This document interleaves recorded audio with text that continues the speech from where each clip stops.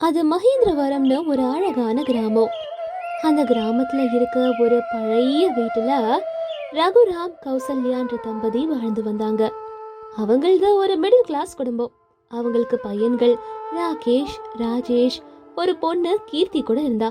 கௌசல்யா அம்மாக்கு கொஞ்சம் உடம்புக்கு முடியாததால வீட்டோட மொத்த பொறுப்பையும் தான் மேல சுமந்துக்கிட்டு இருந்தா கீர்த்தி.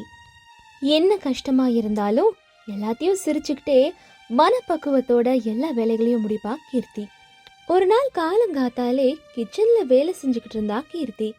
அம்மாடி காவியா, இவ்ளோ காலையிலே எந்திரிச்சு கஷ்டப்பட்டு கிடுகிடுன்னு சமைச்சு என்ன பண்ண போற? கொஞ்ச நேரம் தூங்கிருக்க வேண்டியது தானே?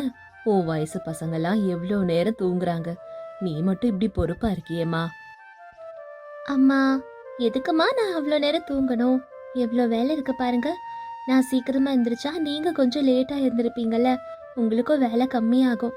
அண்ணனுக்கு காஃபி போடணும், அப்பாவுக்கு டீ போடணும், நிறைய வேலை இருக்குமா. வீட்டில் இருக்கிறவங்கள நான் தானே அன்பா பார்த்துக்கணும். நீயும் எவ்வளோ நாள் தான் உழைச்சிக்கிட்டே இருப்ப சொல்லு. அம்மாடி காவியா, என்னோட உடம்பு சரியில்லாததுனால தானே நீ எல்லா வேலையும் இழுத்து போட்டுக்கிட்டு செஞ்சுக்கிட்டு இருக்க. அதை நினைக்கும் போது தான் கொஞ்சம் கஷ்டமா இருக்கு. நான் நல்லா இருந்தா எல்லா வேலையும் நானே பண்ணுவேல. எவ்வளோதான் நீ பண்ணுவ, படிக்கிற பிள்ளையாச்சே. ஐயோ அம்மா, சரியான அம்மாம்மா நீனு. உனக்கு சேவை செய்யறது என்னோட கொடுப்பனம்மா. நீ ஹாயா உட்காந்து இது வேணும் அது வேணும்னு ஆர்டர் போடு. சக்க சக்க சக்க சக்கான்னு நான் பண்ணி கொடுத்துட்றேன். இந்த பாக்கியம் எல்லாருக்கும் கிடைக்காதல. எங்க அம்மாக்காக நான் வேலை செய்யறேன். இவங்க ரெண்டு பேரும் பேசிக்கிட்டு இருக்கும் போது ரகுராம் காஃபிக்காக கிச்சனுக்குள்ள வந்தாரு. என்னம்மா, அம்மாவும் பொண்ணும் பேசிக்கிட்டே இருக்கீங்க போல இருக்கு ரொம்ப நேரமா. காவியா, என் காஃபி ரெடி ஆயிடுச்சா? நான் மார்க்கெட்டுக்கு போகணும். அப்பா இந்தாங்கப்பா உங்களோட ஸ்ட்ராங்கான காஃபி. ஆமா, ராகேஷ் அண்ணன் கால் பண்ணானா? பிஜி ரிசல்ட்ஸ் வந்துருச்சா உங்களுக்கு? அண்ணன் ரிசல்ட்ல பாஸ் ஆயிட்டானா நமக்கு விடிவு காலம் தானப்பா. இன்னும் ரிசல்ட் வரலதான்னு நினைக்கிறேம்மா. ராகேஷ் அங்க நம்ம இங்க கஷ்டப்பட்டுக்கிட்டு இருக்கோம், அதனால அதான் அவன் அங்க நல்லா படிச்சுக்கிட்டு இருக்கான். பெரியவ ராஜேஷ் நிலத்துல விவசாயம் பண்ணி கஷ்டப்பட்டு கொடுக்கற காசுலதான் அவன் அங்க படிச்சுக்கிட்டு இருக்கான். ராகேஷ்க்கு நல்லபடியா வேலை கிடைச்சிடுச்சுன்னா நம்ம குடும்பத்துக்கு நீ சொன்ன மாதிரி விடிவு காலம். ஆமாப்பா, அண்ணன் கண்டிப்பா பாஸ் ஆயிடுவான். அவனுக்கு படிப்புனா ரொம்ப பிடிக்கும்ல அப்படின்னு இவங்க எல்லாரும் பேசிக்கிட்டு இருக்கும் போதுதான் பெரியவ ராஜேஷ் நிலத்துல எல்லா விவசாய வேலையும் முடிச்சுட்டு வீட்டுக்கு வந்தாரு. ராஜேஷ் ரொம்ப எல்லாரையும் அட்ஜஸ்ட் பண்ணிட்டு போற டைப். அவங்களோட அப்பாவால எல்லாரையும் படிக்க வைக்க முடியாதுன்ற நிலைமையை புரிஞ்சுக்கிட்டு அவன் +2 படிப்பை நிற்பாட்டிட்டு அவன் கஷ்டப்பட்டு தம்பியை படிக்க வச்சுட்டு இருந்தான். கீர்த்தி, கொஞ்சம் குடிக்க தண்ணி கூட பா, நிறைய வேலை இன்னைக்கு, வெயில் வேற. அண்ணன், நீ ரொம்ப கஷ்டப்படுறன. எனக்காகவோ ராகேஷ் அண்ணாக்காகவோ ரொம்ப கஷ்டப்பட்டு உழைக்கிற. உன் படிப்பையே எங்களுக்காக தியாகம் பண்ணிட்டியே. எனக்கு எந்த கஷ்டமும் இல்ல காவியா. நான் கஷ்டப்பட்டு உழைச்சா நீங்க 2 பேரும் நல்லா இருப்பீங்கன்னா உங்களுக்காக நான் என்ன வேணா பண்ணுவேன். ராகேஷ் படிப்பை முடிச்சு நல்லபடியா வேலைக்கு செஞ்சுட்டானா நம்மளோட குடும்பத்தோட நிலைமையே மாறும். நம்மளும் நல்ல சுகமா வாழ ஆரம்பிப்போம்ல. அண்ணன், எனக்கு ஒரு ஐடியா ஒன்று வந்திருக்குண்ணே. அப்பா அம்மா, நீங்க 2 பேரும் கூட அந்த ஐடியாவை கேட்கணும். அப்படி என்னம்மா ஐடியா அது? எவ்வளோ நாளைக்குப்பா அண்ணன் தனியாவே இருக்க போறான்? நம்மளுக்காகவே அவன் வாழணுமா? அவனுக்கும் வயசாகுதுல. அவனோட ஆரோக்கியத்துல கூட அவனுக்கு கொஞ்சம் கூட அக்கறையே இல்ல. அண்ணனுக்கு ஒரு நல்ல பொண்ணா பார்த்து கல்யாணம் பண்ணி வச்சிட்டோம்னா அம்மாக்கும் அவங்க உதவியா இருப்பாங்க. அண்ணனை பாத்துக்கிற பொறுப்பு அவங்க கிட்ட ஒப்படைச்சிடலாம். அவனுக்கும் வயசாதுப்பா, நம்ம தானே எல்லாம் பண்ணணும். ஆமா கீர்த்தி, நீ சொல்றது எல்லாம் கரெக்ட் தான். ராஜேஷ்க்கு வயசாகிட்டே போகுது. அவனுக்கு கல்யாணம் ஆனாதான் டக்கு டக்குன்னு உங்களுக்கும் கல்யாணம் ஆகும் தான். ஆனா நம்ம வீட்டு நிலைமை உனக்கு தெரியும்ல. ராஜேஷ் சம்பாதிக்கிற காசுல தான் ராகேஷ படிக்க வச்சுக்கிட்டு இருக்கோம். நிலைமை மாறினாதானே எல்லாம் மாறும். ஆமா கீர்த்தி, அப்பா சொல்றது கரெக்ட் தான். முதல்ல ராகேஷ் அவன் படிப்பு முடிச்சு செட்டில் ஆகட்டும். நீயும் கல்யாணம் பண்ணிட்டு செட்டில் ஆகும். அதுக்கப்புறமா எல்லாருக்கு அப்புறம் நான் பண்றேன். அப்பா என்னப்பா நீங்க? அதெல்லாம் எதுவும் இல்ல. அண்ணனுக்கு முதல்ல கல்யாணம் பண்ணி வைக்கிற வழிய பாருங்க. அவன் இப்படிதான் சொல்லுவான். நமக்கு தான் அவன் மேல அக்கறை இருக்கும். அண்ணி வந்ததுக்கு அப்புறம் பாருங்களேன், எனக்கும் வேலை செய்யறதுக்கு உதவி செய்வாங்க. நான் படிக்கிறதுக்கும் ஈஸியா இருக்கும். சொல்றத கேளுங்கப்பா, அவனுக்கு வயசாகுது. என்னங்க, காவியா சொல்றதுலயும் கரெக்டா தானேங்க? இந்த சின்ன வயசுல வீட்டோட நிலைமை எல்லார பத்தியும் எவ்வளவு அழகா யோசிக்கிறா என் பொண்ணு. ராஜேஷ்க்கு கல்யாணம் பண்ணி வைக்கலாம். அப்படின்னு எல்லாரும் சொல்லவும் ரகுராமும் எல்லாரும் சொல்றதுலயும் ஒரு நல்ல அர்த்தம் இருக்குன்னு புரிஞ்சுக்கிட்டாரு. உடனே எல்லாரும் சேர்ந்து பெரியவன் ராஜேஷ்காக நல்ல சம்பந்தத்தை பார்க்க ஆரம்பிச்சாங்க. அப்படியே கொஞ்ச நாட்கள் போச்சு. பெரியவன் ராஜேஷ்க்கு பக்கத்து ஊர்ல இருந்து காவியான்னு ஒரு பொண்ணை பார்த்தாங்க. காவியா மிடில் கிளாஸ் வீட்டு பொண்ணு. ராஜேஷ் எனக்கு பணம் அழகை விட குணம்தான் முக்கியம்னு சொன்னதுனால இவங்க வீட்டுக்கு காவியா ரொம்ப செட் ஆனா. ராஜேஷ்க்கும் காவியாக்கும் நல்லபடியா கல்யாணம் ஆச்சு. கீர்த்தி தான் எல்லா வேலையும் கூட இருந்து பண்ணா. காவியா அந்த வீட்டுக்கு வந்து ஒரு வாரம் ஆச்சு. அப்படியே எல்லாரோடையும் நல்லா பழக ஆரம்பிச்சுக்கிட்டா. ஆனா கீர்த்தி அவரோட வேலைய விடல. அதே நேரத்துல காவியாவுக்கு எல்லா விதத்துலயும் உதவியா இருந்து சொந்த அக்கா மாதிரி பாத்துக்கிட்டா. இப்படி காவியாவும் கீர்த்தியும் ஒரு சாயந்தரம் இப்படி பேசிக்கிட்டு இருந்தாங்க. கீர்த்தி, நான் கேக்குறேன்னு தப்பா நினைச்சுக்காத. நீ என்ன இவ்ளோ சுறுசுறுப்பா இருக்க? வீட்டு வேலை செய்யற, அப்புறம் உங்க அண்ணனுக்கு நிலத்துல வேலை செய்யற, படிக்கவும் செய்றியே. உனக்கு ரெஸ்டே தேவைப்படாதா? அண்ணி, அதெல்லாம் எனக்கு பழக்கமாயிடுச்சு. அப்பாக்கு அம்மாக்கு அண்ணனுக்கு வேலை செய்யறதுல ஒரு வேலையா சொல்லுங்க. இதெல்லாம் நான் பம்பர மாதிரி இவ்வளோ வருஷமா பண்ணிக்கிட்டு தான் இருந்தேன். நீங்க வந்தோடனே இந்த வீட்டுக்கு ஒரு பெரிய கலையே வந்துருச்சு தெரியுமா அண்ணி? நீங்க கூட தான் எல்லாரு கூடயும் வேலை செய்றீங்க. என்னை பத்தி இருக்கட்டும், ஆனா உன்னை நினைச்சாதான் எனக்கு ரொம்ப ரொம்ப பெருமையா இருக்கு, ஆச்சரியமாவும் இருக்கு. ஏன்னா இந்த காலத்துல படிக்கிற பொண்ணுங்க எல்லாம் இந்த மாதிரி வேலை செய்ய மாட்டாங்க. நீ படிக்கவும் செய்யற, நல்லாவும் வேலை செய்யற, அதுவும் சிரிச்சுக்கிட்டே சந்தோஷமா எல்லா வேலையும் செய்யற. உன்ன மாதிரி நாத்தனார் கிடைச்சதுக்கு நான் கொடுத்து வச்சிருக்கணும். நீங்க மட்டும் என்ன அண்ணி என்ன தங்கச்சி மாதிரி பாத்துக்கிறீங்க, அம்மாவை சொந்த அம்மா மாதிரி பாத்துக்கிறீங்க, அண்ணனையும் நல்லா பாத்துக்கிறீங்க. நீங்க இந்த வீட்டு மகாலட்சுமி அண்ணி. எல்லாத்துக்கும் மூல காரணமே நீதான். நீதானே உங்க அண்ணனை வற்புறுத்தி என்னை கல்யாணம் பண்ணிக்க வச்ச. உன்னாலதான் நான் இங்க வந்திருக்கேன். அவங்க அப்படி பேசிக்கிட்டு இருக்கும் போதுதான் ராகேஷ் பட்டணத்துல இருந்து அங்க வந்தாரு. அவன் முகம் ரொம்ப திகிலா இருந்தது. அப்போ கீர்த்தி, அண்ணி அண்ணி, தோ சின்ன அண்ணன் ராகேஷ் வந்துட்டான், வாண்ணே வா. அண்ணி, இன்னைக்கு நம்ம பாயாசம் பண்ணலாம். அண்ணனுக்கு பாயாசம்னா ரொம்ப ரொம்ப பிடிக்கும். ராகேஷ் வந்துட்டான்னு கேள்விப்பட்ட உடனே அவங்க அப்பா வெளியே இருந்து உள்ள வந்தாரு. அவங்க அம்மா ரூம்ல இருந்து வெளியே வந்தாங்க. எல்லாரும் ஹால்ல ஆவலா அவனோட ரிசல்ட்காக தான் காத்துக்கிட்டு இருக்காங்க. அவன் என்ன சொல்ல போறான், பாஸ் ஆயிட்டானான்னு தெரிஞ்சுக்கணும்னு ஆசைப்பட்டாங்க. ராகேஷ், பரீட்சை ரிசல்ட் வந்துருச்சாப்பா? பாஸ் ஆயிட்டியா? பாஸ் ஆயிட்டேன்பா. ஆனா மார்க் கொஞ்சம் கம்மியா தான் வந்தது. ஐயோ, ரொம்ப தூக்கம் வருதுப்பா, டயர்டா இருக்கு, தூங்கிட்டு வரேன். மார்க் என்னப்பா மார்க், பாஸ் ஆயிட்டல அதுவே போதும். நாளையில இருந்தே எல்லா கம்பெனிக்கும் வேலைக்கு அப்ளை பண்ண ஆரம்பிச்சிருப்பா. கிடுகிடுன்னு ஒரு கம்பெனில சேர்ந்துரு. கொஞ்ச நேரம் கழிச்சு கீர்த்தியும் காவியாவும் பாயாசம் எடுத்துட்டு வந்து ராகேஷ் கிட்ட கொடுத்தாங்க. தம்பி, இந்தாங்க பாயாசம் சாப்பிடுங்க. ராகேஷ் கிடுகிடுன்னு பாயாசத்தை குடிச்சிட்டு ரூம்குள்ள போயிட்டான். கீர்த்திக்கு இதெல்லாம் பார்க்கும்போது ரொம்ப டவுட்டா இருந்தது. அண்ணன் எதையோ மறைக்கிறான், ஏதோ அவன் பொய் சொல்றான்னு மட்டும் கீர்த்திக்கு நல்லா அர்த்தமாச்சு. அன்னைக்கு ராத்திரி கீர்த்தி படிக்கலான்னு அவ ரூம்குள்ள உட்கார்ந்தா. ஆனா அவ கவனம் எல்லாம் படிப்பு மேல போல. அவ அண்ணனை பத்தியே யோசிச்சுக்கிட்டு இருந்தா. ஏன் இந்த ராகேஷ் அண்ணன் இப்படி இருந்தா? ரொம்ப திகிலா இருந்தானே. அவன் மூஞ்சே சரியில்லை. அண்ணன் உண்மையிலே எக்ஸாம்ல பாஸ் ஆயிட்டானா இல்ல ஏதாவது பொய் சொல்றானான்னு தெரியலையே. கீர்த்தி கொஞ்சம் டவுட் பட்டு மெல்லமா ராகேஷோட ரூமுக்கு போனா. ராகேஷ் ரூம் கதவு திறந்திருந்தது. பார்த்தா ராகேஷ் போன்ல யார் கூடயோ பேசிக்கிட்டு இருந்தான். இங்க பாரு குசுமா, வீட்டோட நிலைமையே சரியில்லை. நான் வேற ரிசல்ட்ல ஃபெயில் ஆயிட்டேன்னு தெரிஞ்சா எங்க அப்பா என்ன ஆவாருன்னே தெரியாது. இப்ப என்னால உனக்கு காசு கொடுக்க முடியாது. அண்ணன் கஷ்டப்பட்டு இவ்வளவு நாள் சம்பாரிச்ச காசெல்லாம் உனக்கு கிஃப்ட் வாங்கவே எனக்கு சரியா போச்சு. இப்ப என்கிட்ட காசு இல்ல குசுமா, கொஞ்சம் புரிஞ்சுக்கோ ப்ளீஸ். அப்ப போன்ல இருந்து பயங்கரமா ஓன்னு கதறி அழற சத்தம் ராகேஷ்க்கு கேட்டுச்சு. அவரால தாங்கிக்க முடியல அந்த அழுகைய. குசுமா, கொஞ்சம் புரிஞ்சுக்கோ குசுமா. இப்ப என்னால வீட்ல நம்ம கல்யாணத்தை பத்தி பேச முடியாது. டிகிரி சர்டிபிகேட் வேற வரல. எப்படி என்னால இதெல்லாம் சொல்ல முடியும்? கண்டிப்பா உன்னை கல்யாணம் பண்ணிப்ப, நம்பிக்கை இருக்குல்ல. இப்ப கொஞ்சம் டைம் கொடு குசுமா, இப்ப நிலைமை சரியில்லைன்னு சொல்றேனே. குசுமா கிட்ட போன் பேசிட்டு திரும்பி பார்க்கும்போது ராகேஷ் கீர்த்திய அவன் ரூம் வாசல்ல பார்த்ததும் அவனுக்கு திக்கு திக்குன்னு அடிக்க ஆரம்பிச்சது. அண்ணா, யார்கிட்ட நீ இவ்வளோ நேரம் போன் பேசிக்கிட்டு இருக்க? உண்மையை சொல்லு, உன்னோட டிகிரி ரிசல்ட் என்ன ஆச்சு? குசுமா யாரு? பட்டணத்துல நீ என்ன பண்ணிட்டு இருக்க இவ்வளோ நாள்? அப்படின்னு கீர்த்தி கேட்டோன்னே என்ன பண்றதுன்னே தெரியாம திரு திருன்னு முழிக்க ஆரம்பிச்சான் ராகேஷ். கண்கள்ல பயங்கரமான பயமும் பதட்டமும் தெரிய ஆரம்பிச்சுது.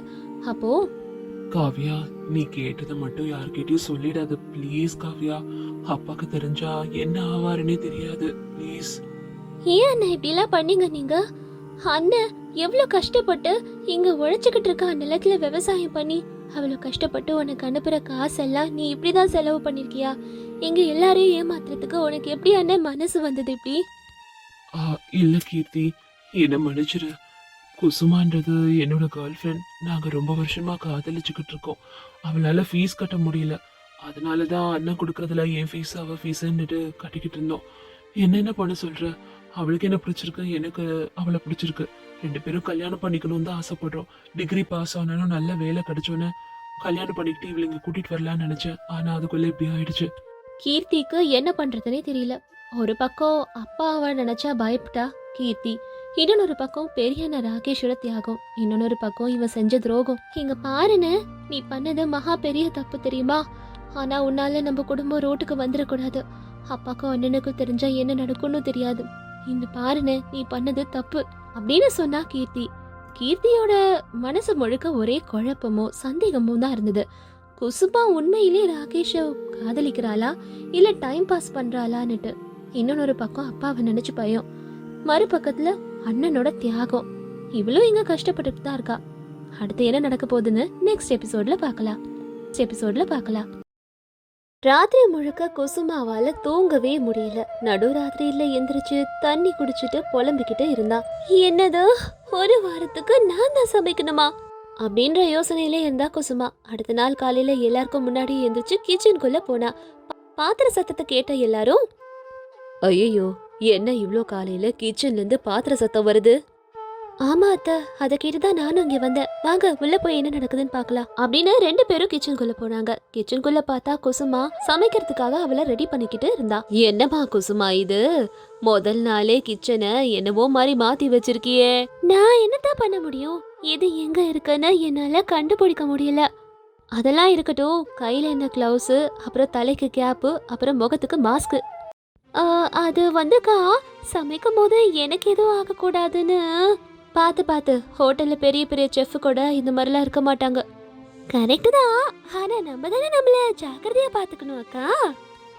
உனக்கு சமைக்க வருதோ இல்லையோ, ஆனா இந்த மாதிரி ஜாக்கிரதையா பாத்துக்கிறதுக்கு மட்டும் முதல்ல எல்லாம் வந்துடும் அப்படின்னு முனவிக்கிட்டு இருந்தாங்க கௌசல்யாமா. அப்ப ரகுராம் அங்க வந்தாரு.